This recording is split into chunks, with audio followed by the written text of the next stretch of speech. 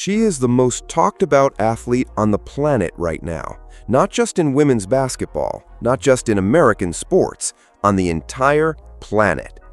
Brands are throwing 8- and 9-figure offers at her. Leagues from Turkey to Europe are waving checks with more zeros than most people will see in a lifetime. One of the richest men in the world just stepped out of the shadows to personally back her with $10 million of his own money.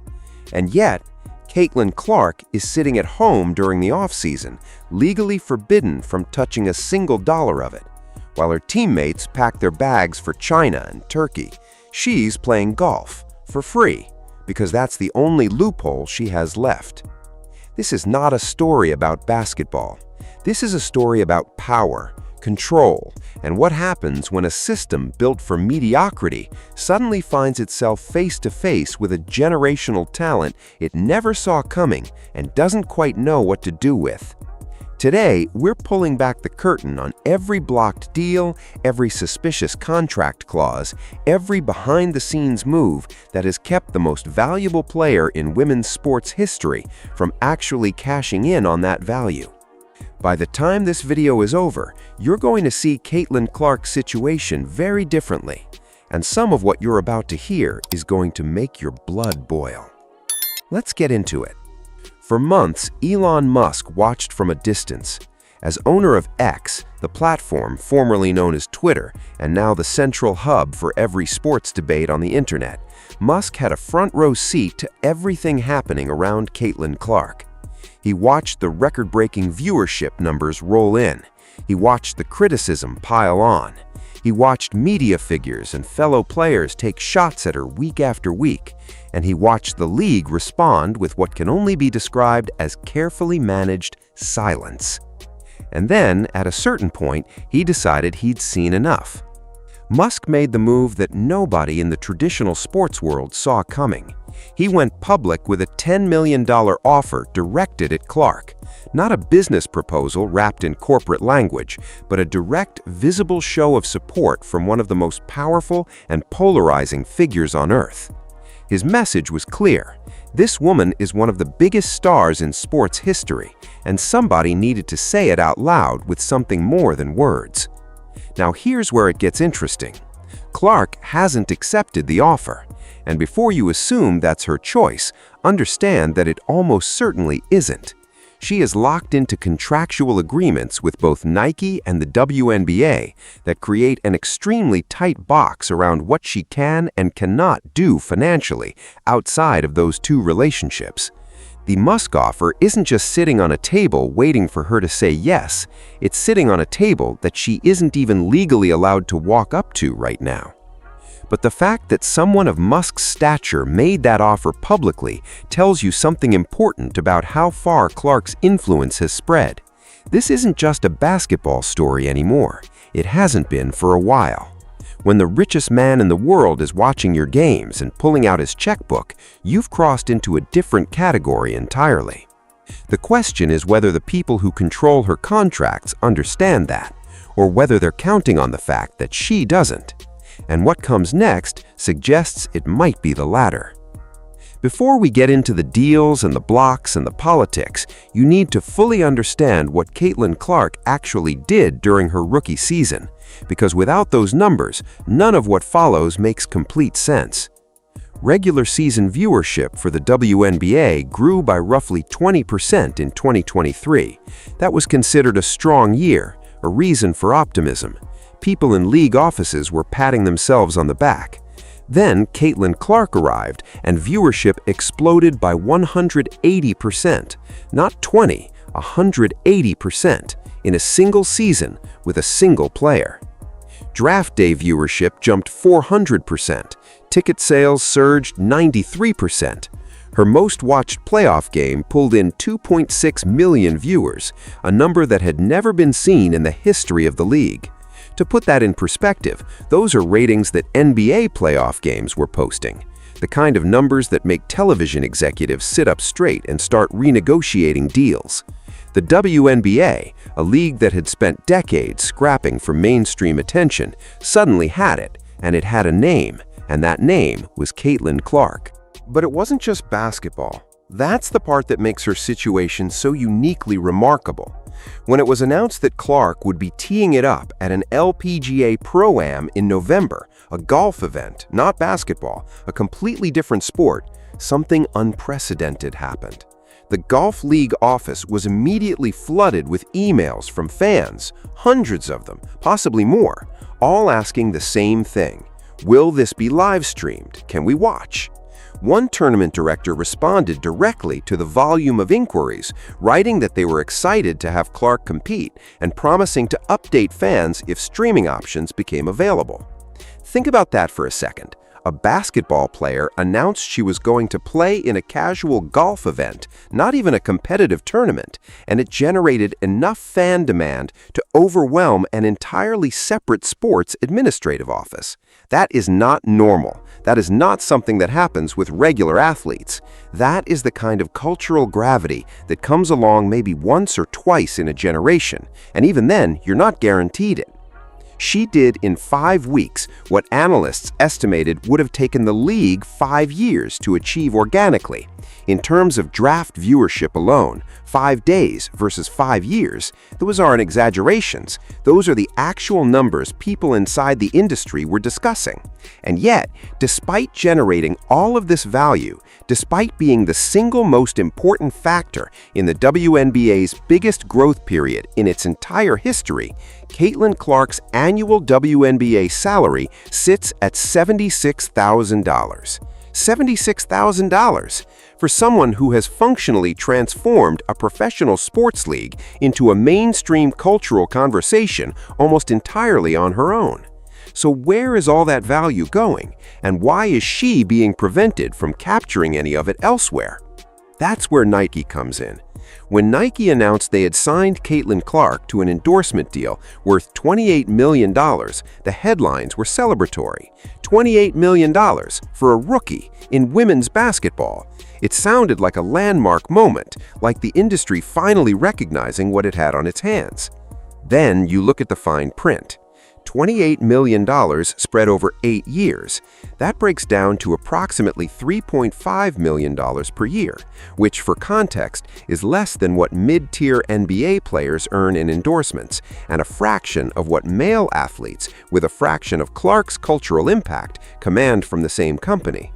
For someone who just delivered the biggest viewership surge in women's basketball history and drove the kind of mainstream attention that brands spent hundreds of millions trying to manufacture artificially, $3.5 million a year is not a celebration. It's a starting offer that should have been a floor, not a ceiling. But the contract terms are only part of the story. Here's the part that raised eyebrows among people paying close attention. Despite signing one of the most talked about athletes on the planet, Nike has not released a signature shoe for Caitlin Clark. Not one. She's a Nike athlete. She wore their shoes during the most watched WNBA season in history. Millions of new fans discovered the sport through her, and there is no Caitlin Clark signature sneaker on the market. Now, nobody at Nike has come out and explained this publicly, so what follows is speculation based on what's observable. But the theory that's circulating among analysts and fans carries a certain uncomfortable logic to it. Nike already has a significant investment in A'ja Wilson, the 2-time MVP and one of the league's most accomplished players. Wilson has been the face of Nike's women's basketball marketing push for years. When Clark arrived and almost instantly commanded more cultural attention than any WNBA player in recent memory, it created an internal tension at Nike. The thinking, according to people discussing this situation, goes something like this. Nike wasn't necessarily rushing to make Clark the face of their women's basketball brand, but they also absolutely could not afford to let Adidas or Under Armour or New Balance sign her. If a competitor got their hands on that deal and dropped a signature Clark shoe during her rookie season, it would have been catastrophic for Nike's position in women's basketball. So the move, again, this is what's being discussed, not confirmed fact, was to lock her up under a long-term deal, keep her in the Nike family, and manage how aggressively she was promoted so as not to overshadow their existing investment in Wilson. In other words, they signed her not to build her up. They signed her to make sure nobody else could. Whether that's exactly what happened behind closed doors, only people inside Nike know for certain, but the result is visible to everyone. A player generating 2.6 million viewers per game, who caused a golf tournament to get flooded with emails just by showing up, does not have a signature shoe. And that gap between her cultural impact and her commercial treatment is hard to explain any other way. But Nike's contract is only one of the walls around her. The WNBA built the others. This is the part of the story that tends to make people genuinely angry when they hear it in full, because it's not one blocked opportunity, it's a pattern. Let's start with the Big Three League. For those unfamiliar, it's a 3-on-3 professional basketball league that's carved out a real niche in the American sports landscape. They came to Caitlin Clark with an offer of $10 million for 3 months of play, roughly 10 games. $10 million for 10 games. That's life-changing money for almost any athlete on earth, and for Clark, who was earning $76,000 in WNBA salary, it would have been transformative. The WNBA said no. Clark was not permitted to participate. Then came the Turkish league offer, $15 million. 15. The league that made this offer wasn't some fringe operation. It was the same league that where Kelsey Mitchell, one of Clark's own Indiana Fever teammates, headed to play during the offseason. The same league where multiple other WNBA players, including names like Tom Benlavi, were welcomed with open arms and paychecks. Gabby Williams and others have played there without issue. For those players, overseas play during the WNBA offseason is standard practice, a normal part of building their careers and supplementing their income. For Caitlin Clark, blocked. Then there was a EuroLeague opportunity that reportedly had Clark scheduled to participate before it was shut down as well. She once said in an interview that WNBA players aren't paid enough to even afford family tickets to their own games. That's not a throwaway complaint. That's a player telling you directly that the financial structure of her primary employer doesn't meet basic needs, and then watching those same employers prevent her from meeting those needs through outside work. The only reason she can play golf right now is because no money changes hands. She participates in pro-am events for free as a hobby because the love of the sport has nothing to do with compensation. It's the single loophole available to her. And even that generated enough fan excitement to overwhelm a separate sports office infrastructure. Meanwhile, the league's own stars, players who have spoken critically about Clark, players who have positioned themselves as the league's authentic representatives, are currently scattered across 3 continents, picking up overseas paychecks that Clark was specifically blocked from pursuing. There is no policy document that explains why Clark's situation is different from every other player who plays overseas in the offseason. The difference isn't written anywhere officially. It's just the reality of what has happened. You can call it a contractual technicality, you can call it a business decision, but from the outside, looking at the pattern of block deals across multiple leagues and multiple countries, it looks a lot less like standard league policy and a lot more like something else entirely. And the financial cage isn't the only place where Clark has faced resistance. There's a conversation happening around Caitlin Clark that the mainstream sports media has been unusually careful about. Careful in a way that feels deliberate. So let's have it directly. When Clark arrived in the WNBA as the #1 overall pick, she didn't arrive quietly. She arrived as the most hyped rookie in the league's history, with a fan base that dwarfed the audiences that veteran players had spent careers building. Draft viewership was up 400%, specifically because of her. New fans who had never watched a WNBA game were suddenly buying tickets, streaming games, and following the league on social media. That's an extraordinary thing. It should have been cause for celebration across the entire league. Instead, something different happened in some corners of the locker room. There were players who had dedicated years to the WNBA, who had won championships and MVPs and fought through a league that didn't always give them the attention they deserved, who now found themselves watching a rookie enter the room and immediately consume all of the oxygen. That is, psychologically speaking, an incredibly difficult dynamic to navigate, and some players didn't navigate it gracefully. Angel Reese became one of the most prominent figures in the Clark narrative, not always for reasons that served either of them well.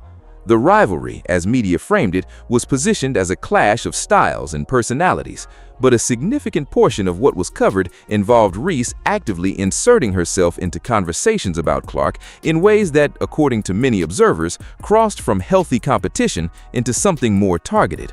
Reports and fan commentary have suggested a consistent pattern of Reese seeking media moments that kept her adjacent to Clark's spotlight, not by elevating her own game, but by pulling Clark's down. Then there are the on-court incidents that generated significant discussion.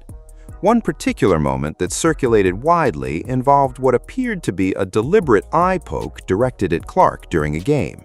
It was the kind of play that, when reviewed on video, looked far less like an accident and far more like someone who had decided that keeping Clark on the court wasn't in their interest. These claims are based on what people saw on tape and discussed at length. No official ruling confirmed intent, but the footage spoke loudly enough that it became one of the most debated moments of the WNBA season. Aja Wilson, the two-time MVP and Nike's chosen face of women's basketball, entered the conversation as well. Comments attributed to Wilson and discussed widely online touched on themes of race and privilege, suggesting that Clark's popularity was tied to her whiteness rather than her talent. These comments generated an enormous amount of debate. There are legitimate conversations to be had about race in sports and who gets elevated and why. Those conversations matter and deserve serious engagement. But what struck many observers was this: the argument that Clark's popularity is primarily racial in nature doesn't hold up well against the actual data. Diana Taurasi, one of the most decorated players in WNBA history and a player whose opinions carry genuine weight, made dismissive comments about Clark as well, suggesting her rise was more of a moment than a movement.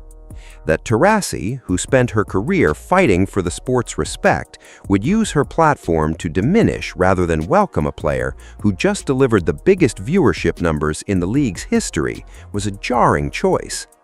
Meanwhile, surveys and fan analyses consistently showed that some of Clark's loudest and most enthusiastic supporters were Black male basketball fans, people who recognized a generational talent and showed up for her regardless of the racial politics swirling around her name. Her fan base wasn't the monolithic demographic that some critics assumed. It was basketball fans, people who watch the sport and can recognize when they're seeing something they've never quite seen before. What we're describing here isn't a simple story of good guys and bad guys. It's a league experiencing genuine growing pains, a league that for years operated in relative obscurity, built around a particular culture and identity, suddenly thrust into the mainstream by a player who, through no fault of her own, happened to look different from many of the people already there. That is genuinely complicated. But complication doesn't excuse what happened, and pretending the resistance wasn't real doesn't help anyone. Because while all of this was playing out in press conferences and social media threads, Caitlin Clark was on the court breaking records that the sport had never seen before. Let's talk about what she actually did on the court. Because in all the noise, the endorsement debates and the blocked deals and the political undercurrents, it's easy to lose track of the fact that the reason any of this matters is that Caitlin Clark is a genuinely historic basketball player. Most points by a point guard in a single WNBA season.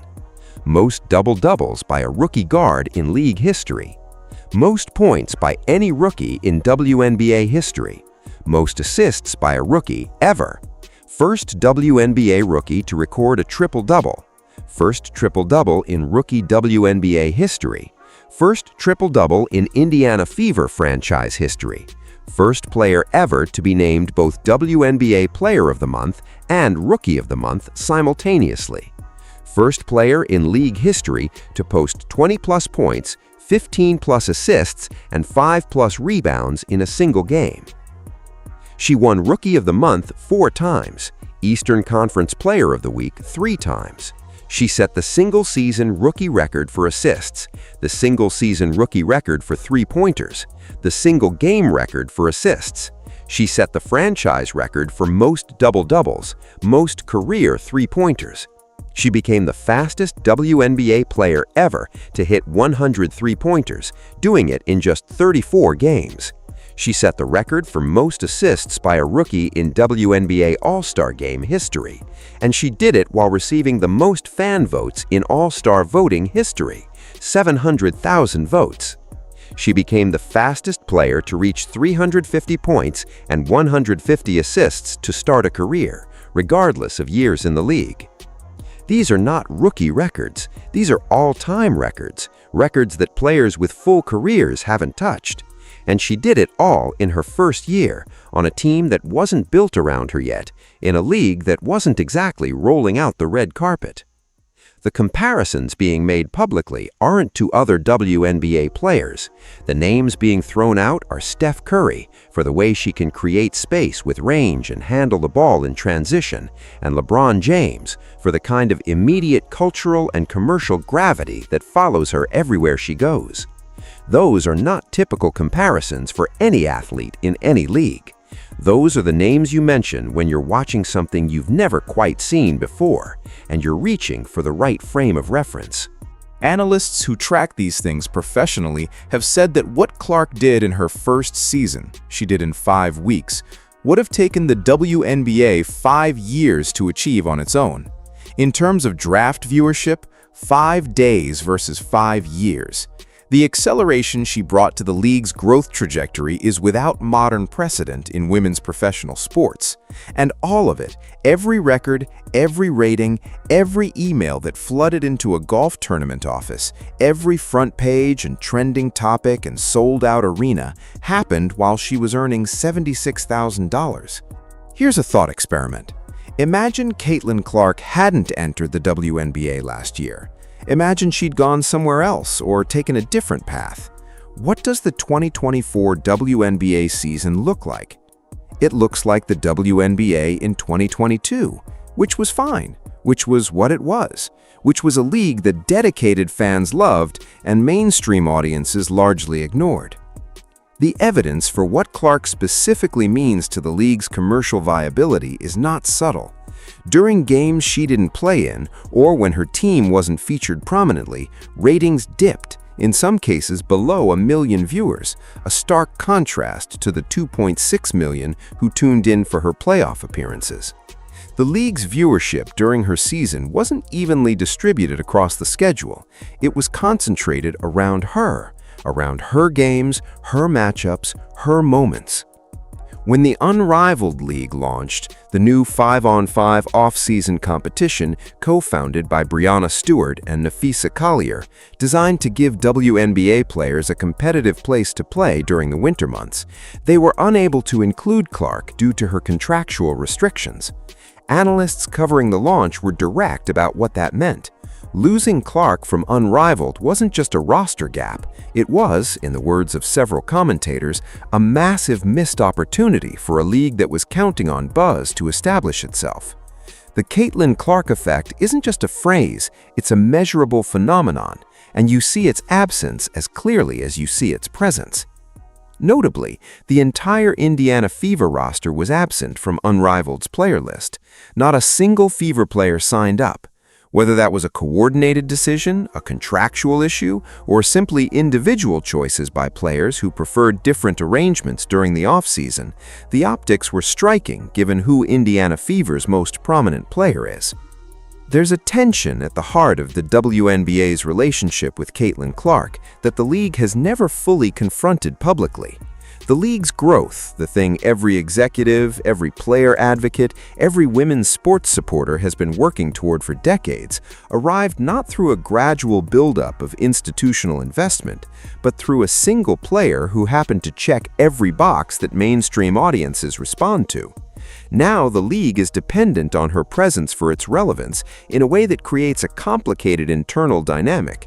Some players feel overshadowed, some officials feel uncomfortable with how concentrated the attention is, and the league's response, blocking her from overseas deals, binding her tightly to agreements that limit her outside options, keeping a tight grip on her commercial freedoms, looks from the outside less like standard policy and more like an attempt to manage something they don't fully understand. The irony is that the tighter the grip, the more it underscores exactly how valuable she is. Here's the version of this story that isn't being said clearly enough in mainstream sports media. Caitlin Clark currently earns $76,000 in annual WNBA salary. She has been blocked from a $10 million Big Three offer, a $15 million Turkish League offer, a Euro League opportunity. She's tied to a Nike deal that pays her $3.5 million annually, with no signature shoe to show for it, while the same company actively promotes other athletes with a fraction of her commercial footprint. She cannot accept Elon Musk's $10 million offer due to existing contractual constraints. And at every turn, the organizations with control over her career have managed that control in ways that minimize her financial upside while maximizing their own. Meanwhile, the league she plays in, the league that saw 180% viewership growth during her rookie season, continues to present her situation as standard operating procedure. There's a version of Caitlin Clark's career where she earns what she's actually worth, where the Nike deal includes a signature shoe that hits shelves during the most-watched WNBA season in history, where she's allowed to spend 3 months playing in the Big Three for $10 million before returning to Indiana, where she accepts an overseas offer and the league celebrates the fact that its biggest star is elevating global interest in women's basketball, where Elon Musk's offer turns into a real conversation rather than a legal impossibility. That version of her career hasn't happened yet, and the people who control the levers, Nike, the WNBA front office, the contractual frameworks that govern what she can and can't do, are the reason why. What's remarkable is that none of this has slowed her down on the court. The records keep coming, the fans keep showing up, the golf tournaments keep getting emails, the viewership numbers keep shocking people. She is producing at a level that makes all of the institutional resistance around her look increasingly absurd. The real question, the one worth sitting with after this video is over, isn't whether Caitlin Clark is the most valuable player in women's sports right now. That argument is largely settled.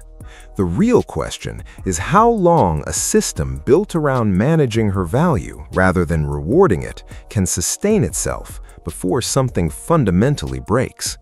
Because history suggests that when a talent of this magnitude is held back long enough, something eventually gives. The system bends, or the talent finds a way around it, or the public pressure becomes too great to ignore. We're already seeing cracks. Musk's public offer, the ongoing conversation about overseas restrictions, the growing frustration among fans who are paying attention. Caitlin Clark is earning $76,000 a year while making billions of dollars worth of difference for everyone around her. At some point, that math stops being sustainable. And when it finally breaks open, the story that follows is going to be one of the most important in American sports history. We'll be watching. If this video gave you a different perspective on what's really happening around Caitlin Clark, share it with someone who needs to hear it. The conversation doesn't end here. It's just getting started.